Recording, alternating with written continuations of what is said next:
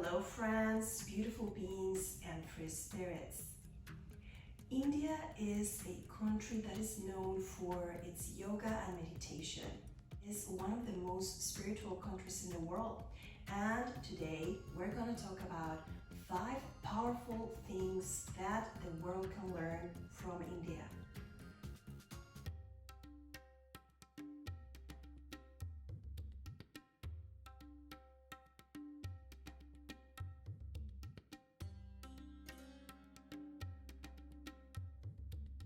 For more than 3,000 years, respect to animals has been one of the pillars of Indian lifestyle and spirituality.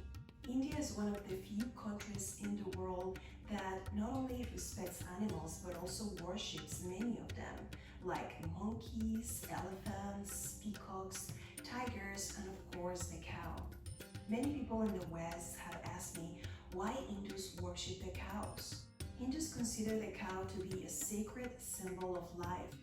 According to the ancient Vedas, one of the sacred scriptures in India, the cow is associated with Aditi, the mother of all gods. About 40% of Hindus, about 500 million of them, are vegetarian. They don't kill animals and they don't eat any type of meat. Hinduism doesn't require to be vegetarian, but Hindus try to minimize harming any forms of life. So in the food chain, we have plants, then we have animals.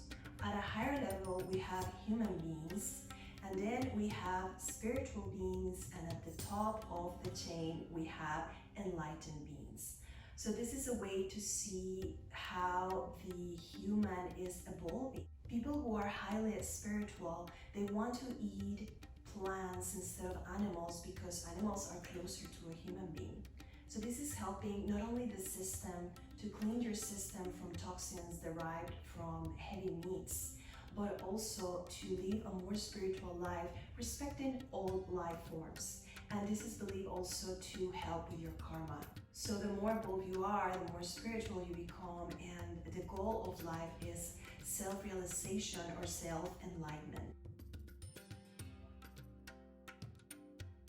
It is well known around the world that Hindus greet each other with Namaste, and they place their hands together. But not everybody knows the meaning of Namaste. Namaste has a very deep and profound meaning, and the salutation shows the utmost respect for another human being. It's a sacred salutation. Namaste means the following: I honor that place in you in which the entire universe dwells. I honor that place in you which is love, light, and peace. When you are in the place in you and I am in the place in me, we are one.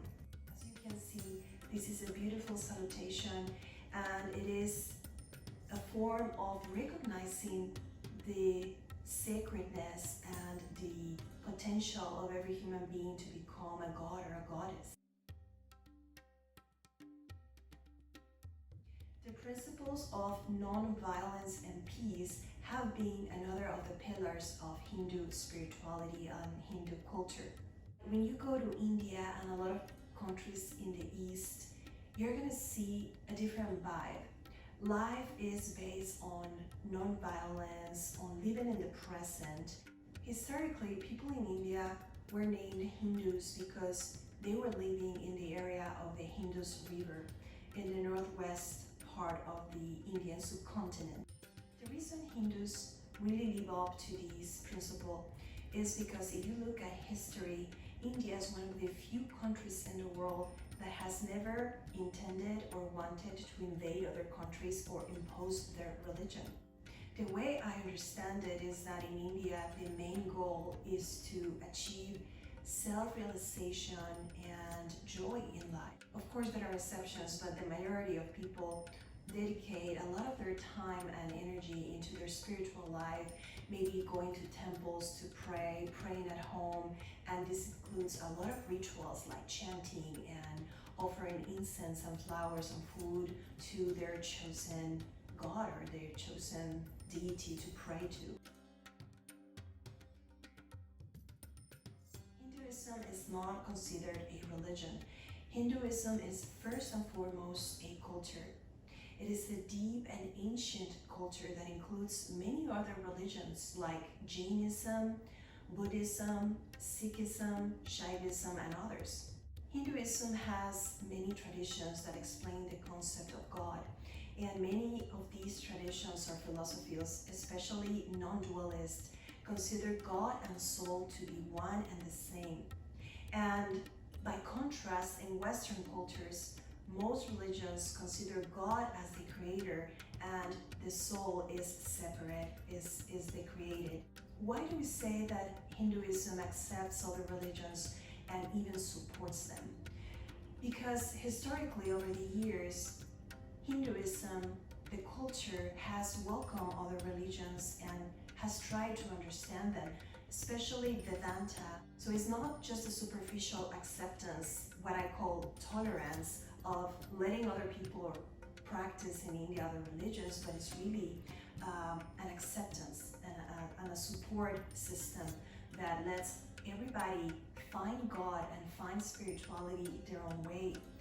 So Hinduism, especially Vedanta, is a form of philosophy and spirituality that considers God and soul the same and one, especially non-dualistic Vedanta. And this is a beautiful area that I have been studying for a few years. Vedanta is one of the philosophies and practices that has opened the doors to many other religions and welcomed them to consider them valid, especially if those religions help you realize God.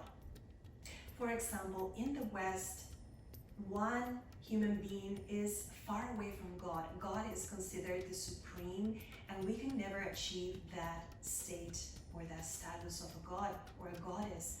But in India, in Vedanta, especially non-dualistic Vedanta, you can achieve with specific practices and through the spiritual path, you can achieve a status of almost godlike or goddess-like. It encourages people to find self-realization by knowing God, by feeling the presence, the sacred presence of God within them and around them and everywhere.